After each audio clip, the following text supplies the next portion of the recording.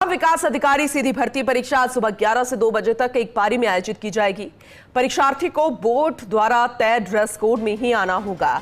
परीक्षा के निर्धारित समय से 1 घंटा पहले परीक्षार्थी को केंद्र पहुंचना होगा। त्रिस्तरीय जांच के बाद ही परीक्षार्थी को मिलेगा केंद्र में प्रवेश। परीक्षा के शांतिपूर्ण व सफल आयोजन के लिए प्रशासन के पुख्ता इंतजाम है। राजस्थान कर्मचारी चयन बोर्ड जयपुर की ओर से हो रहा है वीडियो परीक्षा का आयोजन। तो ये बेहद महत्वपूर्ण माना जा रहा है। ग्राम विकास अधिकारी सीधी भर्ती परीक्षा अब कई मायनों में ये बेहद खास है, क्योंकि एक तो ये सीधी भर्ती परीक्षा है, दूसरा इसमें रूल रेगुलेशंस जो हैं इस बार अपने ड्रेस को लेकर या ड्रेस कोड को लेकर वो बेहद खास माने जा रहे हैं, क्योंकि थोड़े से बदलाव जो कि आसानी होगी। जितने भी परीक्षार्थी यहाँ पर पहुंचेंगे बोर्ड द्वारा तय ड्रेस कोड जो है उसमें ही परीक्षा केंद्र आना होगा। हालांकि सुरक्षा में कोई कोताही नहीं बरती जाएगी, हालांकि वो बढ़ सकती है लेकिन कम नहीं हो सकती। और 2 साल राज्य सरकार को, बीजेपी सरकार को एक भी पेपर लीक से जुड़ा मामला सामने नहीं आया और इसको सफलता को आगे ऐसे ही भुनाना है और इसीलिए सुरक्षा हमेशा कोई भी परीक्षा हो चाक चौबंद रह रही है और उससे बेहतर ही की जा रही है। लेकिन जो ड्रेस कोड में बदलाव किया गया है तो उसी के तहत ही परीक्षार्थियों को आना होगा, 1 घंटा पहले पहुंचना होगा, त्रिस्तरीय जांच होगी और क्या कुछ रहेगा इस बार ये समझने की हम कोशिश करेंगे। स्पेशल कॉरेस्पॉन्डेंट दिनेश कसाना हमारे साथ जुड़ चुके हैं, हमारे सहयोगी, उनसे समझते हैं। Dinesh, good morning. आज एक तो सीधी भर्ती परीक्षा, दूसरा तय ड्रेस कोड, लेकिन रूल रेगुलेशन जो पहले से चले आ रहे हैं वो वैसे ही हैं और साथ में सिक्योरिटी जो है वो भी त्रिस्तरीय वैसे ही, हो सकता है बेहतर हो। लेकिन कुल मिलाकर चाहे परीक्षार्थियों के संबंध में हम देखें या प्रशासन के संबंध में देखें, इसे समझाने की कोशिश कीजिएगा, इस परीक्षा को किस तरह से देखें। बिल्कुल, देखिए पूनम जी, गुड मॉर्निंग। ये परीक्षा सभी 38 जिलों में हो रही है और इसमें जयपुर भी शामिल है और सर्वाधिक अभ्यर्थी आज जयपुर में परीक्षा में शामिल होंगे। 93,000 अभ्यर्थियों के वो जयपुर में और 250 परीक्षा केंद्र जयपुर में है कुल, जिन पर ये परीक्षा देंगे। 850 पदों के लिए ये परीक्षा हो रही है और खास बात यह है कि चूंकि जब भी इतनी बड़ी परीक्षा होती है इसमें भी करीब 5.5 लाख अभ्यर्थी शामिल हैं, तो ऐसे में अलग अलग पारियों में परीक्षा करवाई जाती है। लेकिन इस बार चयन बोर्ड की ओर से ये परीक्षा एक ही पारी में आयोजित करवाई जा रही है। सुबह 11 से दोपहर 2 बजे तक ये परीक्षा आयोजित होगी और इस परीक्षा को लेकर जहां तक आपने कहा कि पूरी चाकचौबंद व्यवस्था बोर्ड की ओर से भी तमाम तरह की तैयारियां की गई है। जिला प्रशासन की ओर से भी वो उन तक सभी जो डायरेक्शन बोर्ड की ओर से दिए गए थे उन्हीं के तहत तमाम तैयारियां की गई है, जिनमें खास बात यह है कि बोर्ड की ओर से हाल ही में एक ड्रेस कोड के संबंध में विज्ञप्ति भर्ती परीक्षा से पहले जारी की गई थी कि जब भी एग्जाम्स होती हैं तो ये शिकायतें रहती है अभ्यर्थियों की, कहीं पर अभ्यर्थियों को परीक्षा से वंचित कर दिया जाता है। तो ऐसे में बोर्ड की ओर से पहले ही ये विज्ञप्ति जारी कर दी गई थी और इसमें स्पष्ट कहा गया था कि जो ड्रेस कोड दिए गए हैं उन्हीं के अनुसार अभ्यर्थियों को परीक्षा केंद्र पर प्रवेश दिया जाएगा। ये भी कहा गया है कि जींस पहनकर जो अभ्यर्थी आएंगे उन्हें परीक्षा से वंचित किया जा सकता है। तो ऐसे में पुरुष अभ्यर्थियों के लिए आधी पूरी आस्तीन की टी शर्ट, शर्ट, कुर्ता पजामा, पैंट की तमाम जो है ड्रेस कोड के रूप में रहेंगे।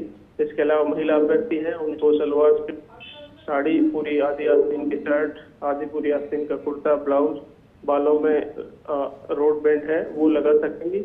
लेकिन किसी भी तरह की महिला परीक्षार्थियों को कांच की पतली चूड़ियां पहनकर आने की अनुमति नहीं होगी। इसके अलावा पिछले दिनों एक बात ये भी आई थी कि जनेऊ उतरवा दिया गया था, ये भी मुद्दा बना था। तो बोर्ड की ओर से ये भी कहा गया है कि किसी भी सादा कलावा जो हाथ पे बांधते हैं जनेऊ, जिसमें किसी प्रकार का मेटल नहीं हो, वो परीक्षा केंद्र पर पहनकर बैठने की अनुमति अभ्यर्थियों को होगी। इसके अलावा सिख धर्म के जो अभ्यर्थी हैं वो कड़ा, कृपाण, पगड़ी, ये तमाम धार्मिक प्रतीक है वो भी परीक्षा में बैठ सकेंगे। इसके साथ ही चूंकि डमी अभ्यर्थियों को रोकने के लिए बोर्ड लगातार कदम उठा रहा है, तो इसके संबंध में त्रिस्तरीय चेकिंग की व्यवस्था की गई है। पिछली भर्तियों में भी इस तरह की चेकिंग, सघन चेकिंग है वो की गई थी। अभ्यर्थियों की जब परीक्षा केंद्र पर ये भी कहा गया है कि 2 घंटे पहले परीक्षा केंद्र पर पहुंचे ताकि परीक्षा से वंचित नहीं हो, और चूंकि 1 घंटे पहले परीक्षा केंद्र के गेट है वो बंद कर दिए जाते हैं ताकि तमाम तरह की जो फॉर्मेलिटी है वो समय पर हो सके। तो त्रिस्तरीय चेकिंग होगी, उसमें अभ्यर्थियों की पहले वैसे चेकिंग की जाएगी, इसके बाद उनका फेस और आई स्कैन भी किया जाएगा ताकि डमी अभ्यर्थी परीक्षा में शामिल नहीं हो। बायोमेट्रिक अटेंडेंस उनकी होगी और इसके बाद परीक्षा केंद्र पर एक साथ वीडियोग्राफी भी करवाई जा रही है और दूसरी तरफ सीसीटीवी के माध्यम से परीक्षा कक्ष है उनमें भी पूरी निगरानी इनके माध्यम से की जाएगी। ठीक है, लेकिन इस बदलाव को किस तरीके से देखें, क्योंकि बहुत लंबे समय के बाद, इसे यूं कह सकते हैं काफी लंबे समय के बाद इस तरीके के बदलाव या थोड़ी सी छूट दी गई है। नहीं तो हमने बहुत ऐसी तस्वीरें भी देखी जिसमें रोते बिलखते परीक्षार्थी, क्योंकि आस्था लोगों की जुड़ी होती है, जो हाथ में कलावा बांधा जाता है, या फिर जो विवाहित महिलाएं हैं उनको चूड़ी पहनने की अनुमति नहीं होती थी। लेकिन इस तरीके के बदलाव को परीक्षार्थियों के रिस्पॉन्स के नजरिए से अगर समझे तो कैसे देखें? देखिए, चूंकि अभी मौसम भी परिवर्तित हुआ है, सर्दी शुरू हो रही है, तो ऐसे में कुछ अभ्यर्थी सर्दी के हिसाब से भी कपड़े पहन कर आएंगे। इसके संबंध में भी इस ड्रेस कोड में शामिल किया गया है। और खास बात यह है कि जब भी परीक्षा होती है इस तरह की कुछ बातें सामने आती है, अलग अलग जिलों से, अलग अलग परीक्षा केंद्रों से, कहीं पर जनेऊ उतरवा दिया जाता है, कहीं पर कला उतर दिया। हालांकि बोर्ड की ओर से इस तरह के डायरेक्शन पहले भी नहीं थे, पहले भी इस तरह की छूट थी कि किसी भी तरह के धार्मिक प्रतीक है उनको नहीं उतरवाया जाए, लेकिन ऐसी कोई गफलत ना हो इसके लिए ये विज्ञप्ति जारी की गई है सभी के, चाहे शिक्षक हो या परीक्षा केंद्र पर जो पुलिसकर्मी चेकिंग करते हैं, सभी के लिए ये ध्यान रखने योग्य बातें हैं कि जो अभ्यर्थी जिनकी आस्था से जुड़ी हुई प्रतीक है, हालांकि ये भी बात है कि उनमें किसी तरह का मेटल शामिल नहीं हो इन प्रतीकों में, ताकि बोर्ड परीक्षा के दौरान किसी तरह की कोई धांधली की शिकायत है वो नहीं आ सके, और किसी भी तरह की अगर आशंका होती है तो उन्हें उतरवाया भी जा सकता है, चेकिंग भी की जा सकती है, ये भी इस विज्ञप्ति में कहा गया है।